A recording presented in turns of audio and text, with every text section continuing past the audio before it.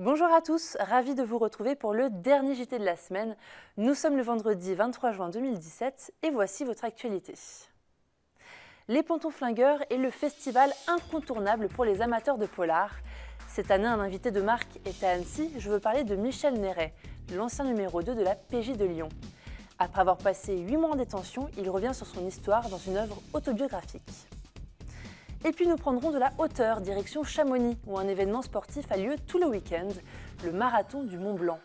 Emmanuel Jaude a suivi des participants un peu particuliers, vous le verrez. Avant de développer ces titres, un mot des législatives. Il y a quelques semaines, Antoine Fatiga et sa suppléante Danielle Sommeil se présentaient sous l'étiquette PCF, Front de gauche, sur la 4e circonscription de Savoie. Au premier tour, ils ont récolté 4,99% des voix, mais la campagne électorale a été entachée dans les deux départements par des dysfonctionnements concernant la distribution des professions de foi. Antoine Fatiga et sa suppléante ont décidé de déposer un recours. Ils demandent l'annulation de l'élection de Patrick Mignola de La République En Marche. À noter qu'il manque 4 voix à Antoine Fatiga pour être remboursé par l'État. Une idée d'activité pour ce week-end. Pour la première fois, le centre hospitalier d'Annecy Genevois propose au grand public de découvrir et de tester un robot chirurgical. Son nom, Da Vinci. Il a déjà été utilisé sur une centaine d'interventions depuis fin novembre. Le but de cette découverte, aider les visiteurs à vaincre leur peur. On écoute le docteur Scovron au micro de Fanette de Buisson. Lever les craintes et les peurs, à mon sens. Parce que l'idée de se faire opérer par un robot, ça fait peur. Il y a un film qui s'appelle Terminator, on voit bien ce que ça donne. C'est un outil qui prolonge la main du chirurgien, donc on continue à se faire opérer par son chirurgien. Le même qu'avant, c'est lui qui a un outil différent pour faire le travail. Et l'idée, c'est de se rendre compte de ça, c'est que le robot, quand on le met tout seul, il ne fait rien. Si quelqu'un se met à la console, là, on va voir ce qu'il est capable de proposer comme gestuel qui peut se projeter à l'intérieur d'une cavité. Ce prolongement est bien plus précis que ne l'étaient nos instruments de cœlioscopie, beaucoup plus de souplesse dans le geste et des gestes plus complexes qui sont faits de manière plus facile. A noter que ce robot est à tester dans le hall de l'hôpital d'Annecy ce samedi de 10h à 18h. Il est temps de quitter nos frontières, direction la Suisse cette semaine avec nos confrères de Léman Bleu.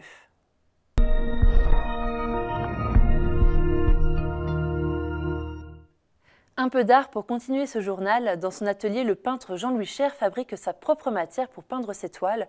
Une initiative surprenante qu'il a imaginée en faisant de l'escalade au Salève. Delphine Palma est allée à sa rencontre. Alors ça permet de fluidifier.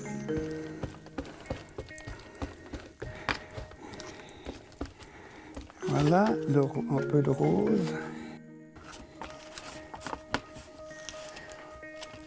Je mets un tiers de mon temps à préparer la peinture, disons un tiers de mon temps à peindre, et puis le troisième tiers, c'est pour encadrer.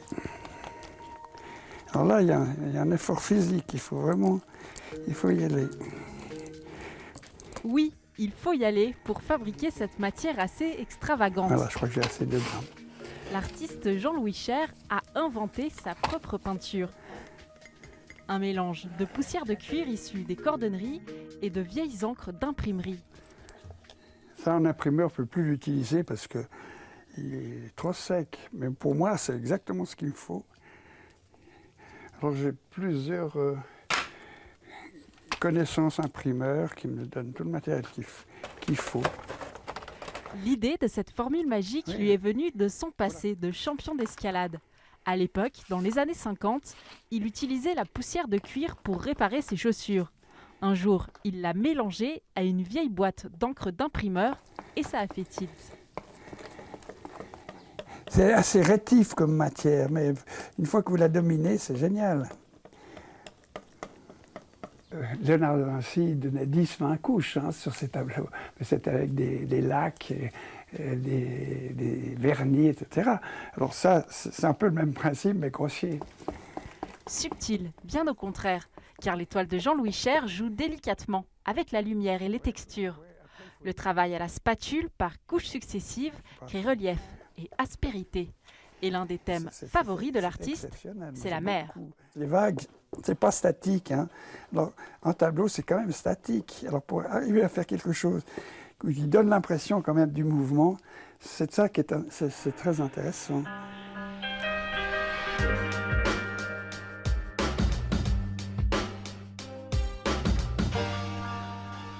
Ses autres thèmes de prédilection, les paysages et surtout la fête foraine.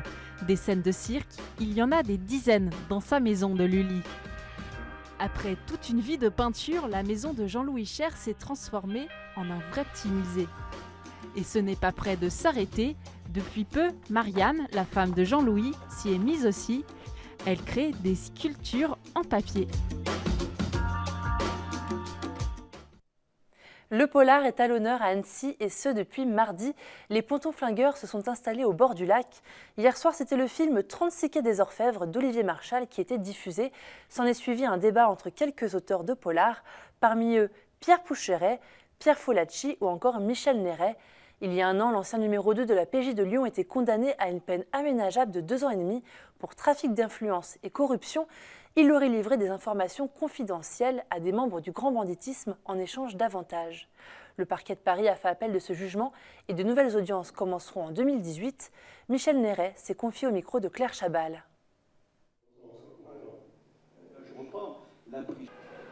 En prison, je m'étais souvent demandé comment j'allais être perçu comme policier. Et lorsque j'ai vu donc, une fois à l'extérieur que les gens manifestaient beaucoup d'empathie pour moi, je me suis dit, je vais écrire ce livre. Parce que dans ce livre, je voulais mettre en perspective ces 2 périodes de ma vie. Les 32 ans de carrière reconnue et les 6 mois de ce qu'on a appelé la dérive et d'une mauvaise gestion ou d'une trop grande proximité avec certaines personnes qui étaient mes informateurs. 8 mois de prison, ça vous détruit un personnage. Et ces rencontres que je fais à l'occasion de tous ces salons de livres, et notamment ce soir, c'est des rencontres qui constituent pour moi un réconfort incroyable, un soutien moral énorme. Et donc on a des échanges avec des gens qui manifestent des témoignages de sympathie et de soutien. Et pour moi c'est très précieux, parce que ça me permet de me dire que finalement ma vie de flic n'aura pas été si futile et que mes convictions policières, elles ont été comprises un peu par un certain nombre de personnes. On prend de la hauteur pour aller jusqu'à la fin de ce journal, direction Chamonix, où la 8e édition du marathon du Mont-Blanc a eu lieu ce week-end. Plusieurs milliers d'amoureux de la course en montagne se rassemblent, parmi eux des sportifs évidemment, mais également des célébrités et des chefs étoilés. Pierre Carrier et sa fille Perrine sont à la tête de l'un des établissements les plus renommés de la vallée et ont trouvé la course parfaite pour eux. Emmanuel Jaude les a suivis lors de leur entraînement. Le hameau Albert Ier à Chamonix et son restaurant, la Maison Carrier, des enseignes dont il n'est plus nécessaire de faire la réputation. Pour Perrine et son père Pierre, si gérer l'empire familial n'est pas une mince affaire, leur nouveau challenge est au moins aussi excitant. En effet, ils ont choisi de s'inscrire à la toute nouvelle course du marathon, une course nocturne, en binôme et dénommée Duo étoilé. C'est vrai que on a le restaurant 2 étoiles Michelin, duo étoilé, ça sonne bien quoi, pourquoi pas. Quand papa n'est pas au boulot, moi j'y suis, quand moi j'y suis pas, lui essaye d'être là, ça se fait un petit peu comme ça naturellement. Donc on ne court pas énormément ensemble, mais quand on y va, c'est vrai que c'est super parce qu'on partage d'autres choses que le travail. Et c'est pas facile de travailler en famille et il y a besoin de faire d'autres choses à côté. La montagne s'est donc imposée naturellement comme à tous les chamonniards. Il n'a d'ailleurs pas fallu longtemps avant de réunir père et fille autour de la course, puis du trail. J'ai beaucoup bossé, donc j'avais mis tout ça un petit peu en sourdine. Et c'est avec les filles, avec Perrine et Isabelle, sa sœur, que j'ai recommencé à grimper. Après des années de boulot, et je me suis remis à grimper quand elles ont eu un peu l'âge, et puis on est allé grimper un peu ensemble. Puis moi j'ai redémarré comme ça, après le virus a repris, la mayonnaise a repris très vite, et c'est bon quoi. Pour autant, la famille est déjà bien aguerrie aux courses de la sorte. Les 17 km au programme ne seront peut-être pas une formalité, mais c'est avec le sourire que Pierre et Perrine s'entraînent depuis déjà plusieurs mois. C'est super, c'est que c'est une petite course, pour le coup c'est pas un gros truc et c'est très sympa. On aime bien, Perrine comme moi, à chaque fois au printemps s'inscrire à une course du marathon, l'une ou l'autre. Et c'est génial de faire celle-là, c'est la nouvelle course en plus, et puis duo étoilé, ça nous correspond pas mal. Ouais. Plus qu'une simple épreuve sportive, la famille Carrier voit donc en cette course un vrai clin d'œil sur leur réussite, doublé d'une belle excuse pour passer du temps entre père et fille. Non content de participer, ils comptent bien réussir à se classer ce week-end et prouver qu'il s'agit bien là de leur course. Encore un mot sur le Mont Blanc. Ce jeudi 22 juin, le préfet de la Haute-Savoie a appelé à la plus grande prudence dans les itinéraires exposés aux chutes de pierre. Un endroit en particulier est visé, le couloir du Goûter, surnommé le couloir de la mort. La cause, les hautes températures de ces derniers jours. Prudence donc si vous allez en montagne. C'est la fin de votre journal. Merci à vous de l'avoir suivi. C'est avec plaisir que je laisse l'antenne à Fanette de Buisson et Pauline Courceau. Place à Médiasphère, votre revue de presse de la semaine. Vous pouvez aussi voir et revoir nos programmes sur notre site internet 8montblanc.fr. Excellent week-end.